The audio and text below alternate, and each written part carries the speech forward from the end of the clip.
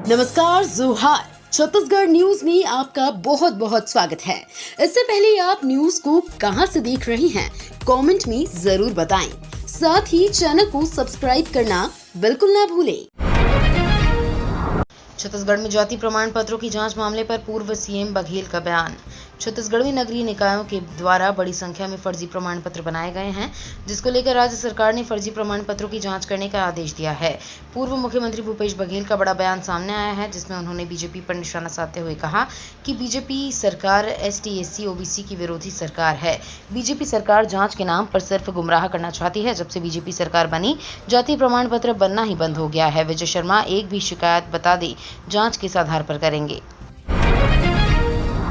छत्तीसगढ़ में आम लोगों की समस्या होंगी दूर, नियुक्त होंगे नोडल अधिकारी, सीएम साय ने दिए निर्देश।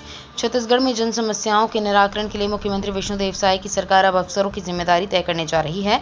मंत्रालय से लेकर जिला स्तर तक नोडल एवं अपीली अधिकारियों की नियुक्ति होगी। मुख्यमंत्री साय ने अभी पिछले दिनों एक साक्षात्कार में कहा था कि सामान्यतः वे बेहद शांत हैं, मगर जनता की समस्याओं के निराकरण में लापरवाही बरतने वाले अफसरों पर उन्हें गुस्सा आता है। संभवतः इसी परिप्रेक्ष्य में सीएम साय ने मुख्यमंत्री जन चौपाल पोर्टल में मिले समस्याओं के त्वरित और उचित निदान के लिए एक बड़ा फैसला लिया है। इसके तहत नोडल अधिकारी और अपीली अधिकारी की नियुक्ति की जानी है।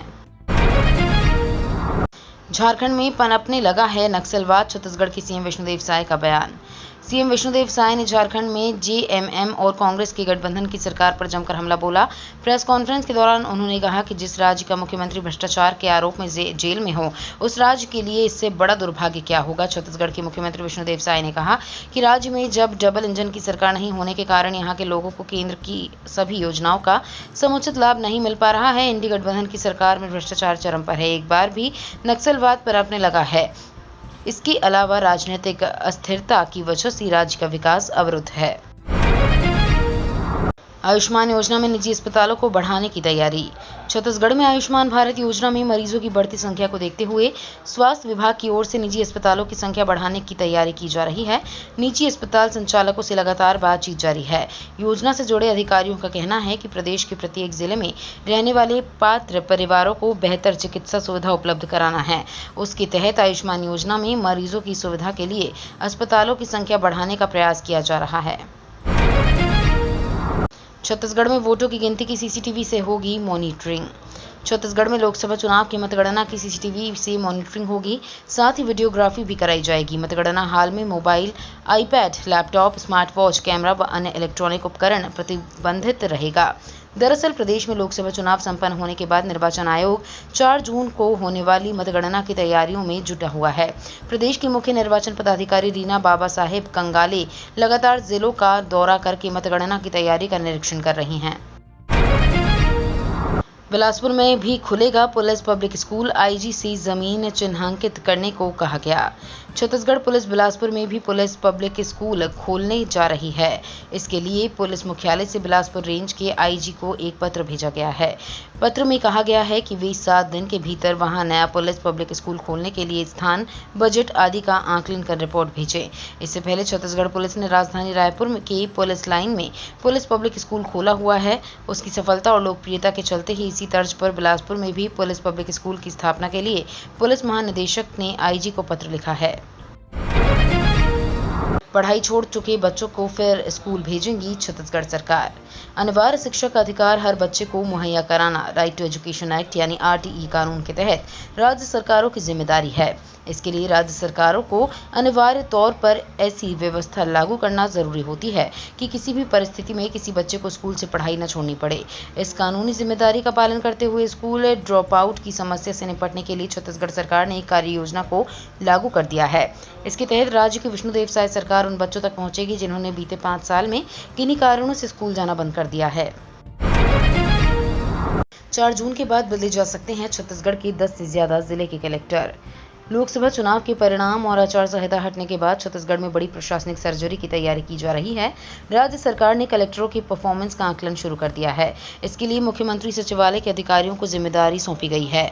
इसके साथ ही मंत्रियों ने भी अपने विभाग के अधिकारियों, कर्मचारियों और योजनाओं की समीक्षा शुरू कर दी है। बताया जा रहा है कि 10 से ज्यादा कलेक्टर बदले जा सकते हैं। छत्तीसगढ़ में मध्य प्रदेश से लाए जाएंगे 3 बाघ। पड़ोसी राज्य मध्य प्रदेश से 3 बाघ जल्द ही आने वाले हैं। राष्ट्रीय बाघ संरक्षण प्राधिकरण छत्तीसगढ़ को 3 बाघ देने की अनुमति दे चुका है। अपने राज्य का वन विभाग जल्द ही 3 बाघ लेकर आने वाला है। उन बाघों को अचान कमार टाइगर रिजर्व में छोड़ा जाएगा। उनमें 1 मेल और 2 फीमेल हैं। वन विभाग के अफसरों ने बताया कि बारिश के समय एक-एक करके बाघ लाए जाएंगे। तीनों को एक साथ नहीं लाया जाएगा। अभी अचान कमार के जंगल से लगे कई गांवों को विस्थापित किया जा रहा है। अगले महीने से छत्तीसगढ़ के सभी के घरों में लगाए जाएंगे स्मार्ट मीटर। छत्तीसगढ़ राज्य विद्युत वितरण कंपनी ने कोल मंत्रालय केपी ऑन डिमांड का तोड़ निकालने स्मार्ट मीटर को लॉन्च करने की कवायद तेज कर दी है। शासन स्तर पर किए गए प्रयास के बाद अब पूरे प्रदेश भर में पुराने मीटरों को निकलवाकर नया स्मार्ट मीटर लगाने की तैयारी कर ली है। कहा जा रहा है कि 2 से 4 दिन में स्मार्ट मीटर लगाने का काम शुरू कर दिया जाएगा। ये स्मार्ट मीटर मोबाइल जैसा होगा जो रिचार्ज करने पर ही विद्युत आपूर्ति करेगा। स्मार्ट मीटर के लगने के बाद जो योजनाएं सरकार के द्वारा संचालित हैं वे यथावत रहेगी। छत्तीसगढ़ में वायु सेवा का विस्तार, अब जगदलपुर से भी चलेंगी फ्लाइट। छत्तीसगढ़ में वायु सेवा का विस्तार हो रहा है। जल्द ही बिलासपुर से जगदलपुर फ्लाइट की शुरुआत होने जा रही है। अलायंस एयर ने समर शेड्यूल में बदलाव करते लिए जगदलपुर और बिलासपुर के बीच फ्लाइट चलाने की घोषणा कर दी है। 1 जून से फ्लाइट शुरू हो रही है। ये पहली बार है जब जगदलपुर रूट पर बिलासपुर से फ्लाइट चल रही है। इसके साथ ही प्रयागराज और जबलपुर की बंद फ्लाइट भी शुरू की जा रही है। इससे यात्रियों को फायदा होने की उम्मीद है। छत्तीसगढ़ के 3 संभागों के इन जिलों में बारिश के आसार। छत्तीसगढ़ में अगले 3 दिनों में गरज चमक के साथ तेज हवा और बारिश की गतिविधियां जारी रहने की संभावनाएं हैं। इससे आगामी 3 दिनों तक भीषण गर्मी और तेज धूप से लोगों को राहत मिलेगी। मौसम विभाग ने बस्तर संभाग के लिए ऑरेंज अलर्ट और बिलासपुर सरगुजा संभाग के लिए येलो अलर्ट जारी किया है। इन जगहों पर तेज हवाओं के साथ बारिश की गतिविधियां जारी रहने की संभावना है। आप 400 पार सीटें दो, हम मुस्लिम आरक्षण रद्द कर देंगे, बिहार में बोले अमित शाह। लोकसभा चुनाव 2024 के बीच मुस्लिम आरक्षण का मुद्दा सिर चढ़कर बोल रहा है। अब केंद्रीय गृह मंत्री अमित शाह ने कहा है कि एनडीए को 400 से ज्यादा सीटें मिली तो मुस्लिम आरक्षण को रद्द कर दिया जाएगा। बिहार के आरा में शुक्रवार को चुनावी रैली को संबोधित करते हुए शाह ने जनता से कहा कि आप 400 का आंकड़ा पार करवाइए, हम विभिन्न राज्यों में मुस्लिमों के आरक्षण को रद्द कर पिछड़ा वर्ग को दे देंगे। इस दौरान उन्होंने राष्ट्रीय जनता दल और कांग्रेस पर भी जमकर हमला बोला। बिना बायोमेट्रिक नहीं खरीद पाएंगे नया सिम कार्ड। स्पैम कॉल्स और साइबर फ्रॉड पर लगाम लगाने के लिए टेलीकॉम डिपार्टमेंट ने भारी मात्रा में मिलने वाले सिम कार्ड के दिशा निर्देशों में बदलाव किया है।